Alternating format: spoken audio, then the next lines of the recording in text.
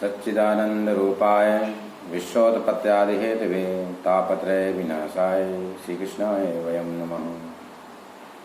नीलाम्बुजश्यामलकोमलां सीतासमारोपितवामभागं काणो महासायकचारुचापं नमामि रामं रघुवंशनाथं। बोलिए सच्चिदानंद भगवान की जय, बोलिए राजा रामचंद्र की जय, बोलिए वीर बजरंगी की जय। सज्जनों, आज मैं बहुत ही महत्वपूर्ण बात बताने वाला हूँ। महत्वपूर्ण बात यह है कि जिन माता पिता को ये इच्छा है कि उसकी संतान, उसके पुत्र उसकी सेवा करें,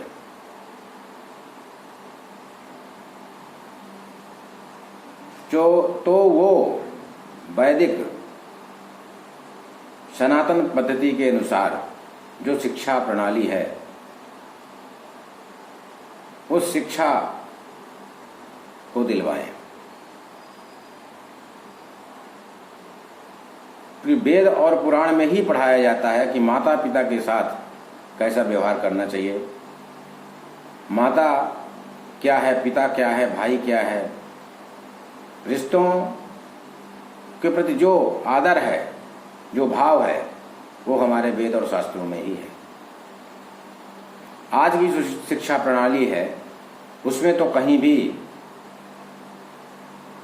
सेवा भाव तो सिखलाया ही नहीं है, सिखलाया ही नहीं जाता।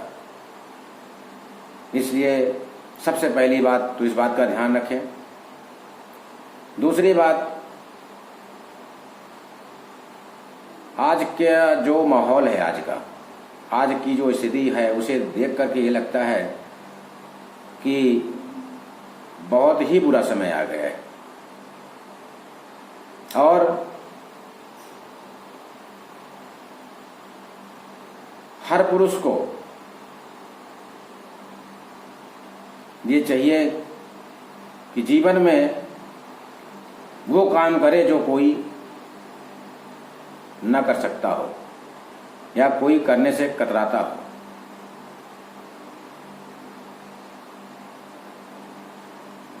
जैसे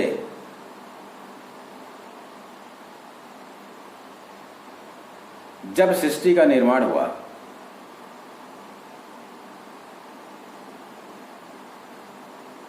तो उस समय मानसिक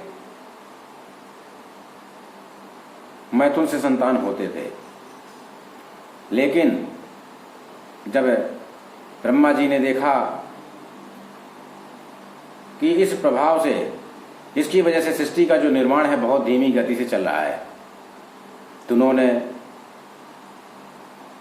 शारीरिक मैथुन के द्वारा सृष्टि निर्माण का साधन बना दिया और फिर सृष्टि का निर्माण बहुत तेज गति से बढ़ना शुरू हो गया।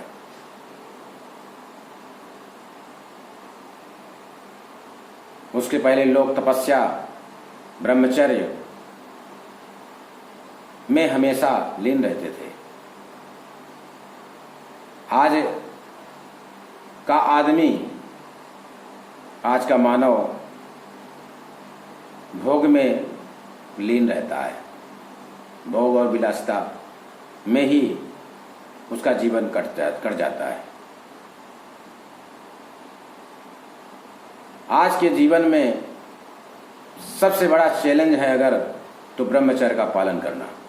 सबसे बड़ी अगर चुनौती है तो ब्रह्मचर्य का पालन करना। माता पिता का भी धर्म है कि अपनी संतान को ब्रह्मचर्य व्रत धारण करने की शिक्षा दे, उसको समझाए कि ब्रह्मचर्य का लाभ क्या है। और जब बालक ब्रह्मचर्य रहेगा तभी उसकी बुद्धि ठीक रहेगी, और बुद्धि ठीक रहेगी तो वो माता पिता की सेवा भी करेगा। इसलिए मैं माता पिता, आज के माता पिताओं से भी कहना चाहूँगा कि वो अपने पुत्र को एक ऐसी शिक्षा दे जिससे उसका भी कल्याण हो और आपका भी कल्याण हो। जब कोई भी बालक या कोई भी पुरुष ब्रह्मचर्य और सनातन धर्म के अनुसार अपना जीवन यापन करेगा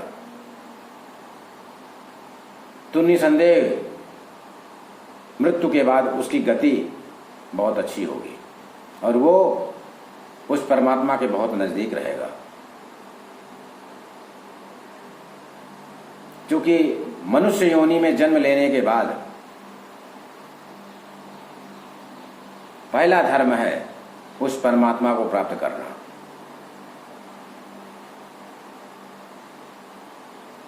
हर मनुष्य को चाहिए अपने जीवन का लक्ष्य स्थापित करे और उस परमात्मा की प्राप्ति के लिए अग्रसर रहे।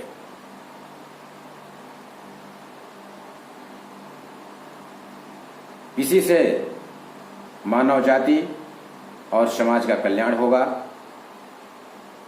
जय श्री राधे, जय श्री कृष्ण।